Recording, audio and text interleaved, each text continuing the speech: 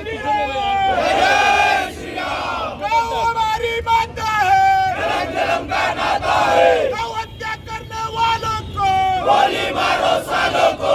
गौ हत्या करने वालों को गोली मारो सालों को। जय जय श्री राम। देश कमाल, देश कमाल।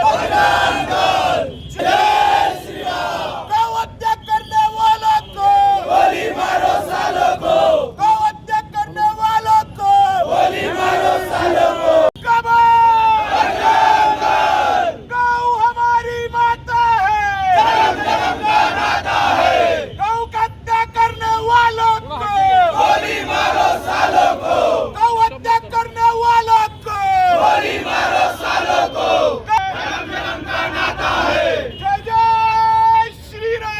जय श्री राम। देश कमाल, देश कमाल।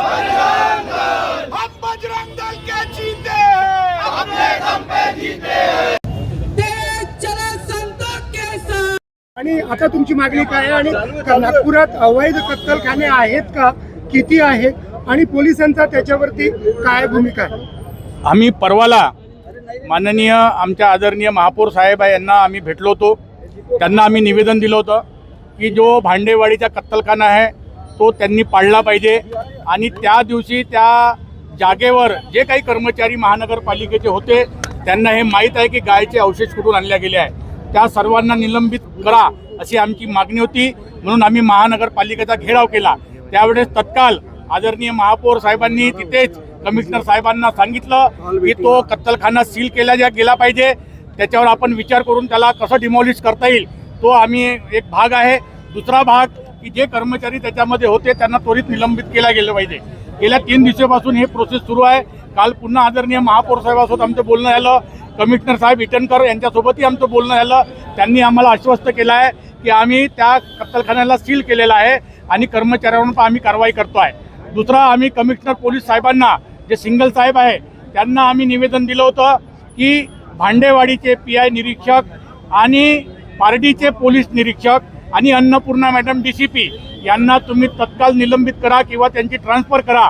काल रात्रीला आम्हाला माहीत पडलं की पोलीस कमिशनर साहेबांनी वाठोडा पोलीस स्टेशनचे निरीक्षक, त्यानंतर पारडीचे पोलीस निरीक्षक आणि अन्नपूर्णा मॅडम यांचे तत्काळ त्यांनी बदली केलेली आहे.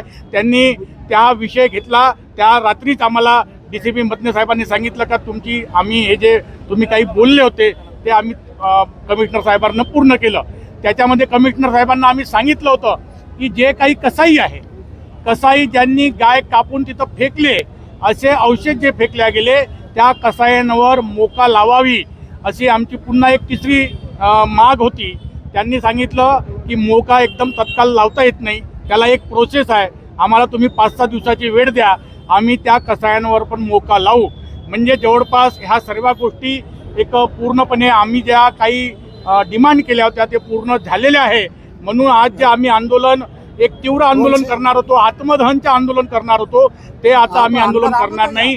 आम्ही ह्या निमित्तानं महानगरपालिका आणि पोलीस कमिशनर, पोलीस विभागाचं आम्ही अभिनंदन करून हे आम्ही आंदोलन समाप्त करणार.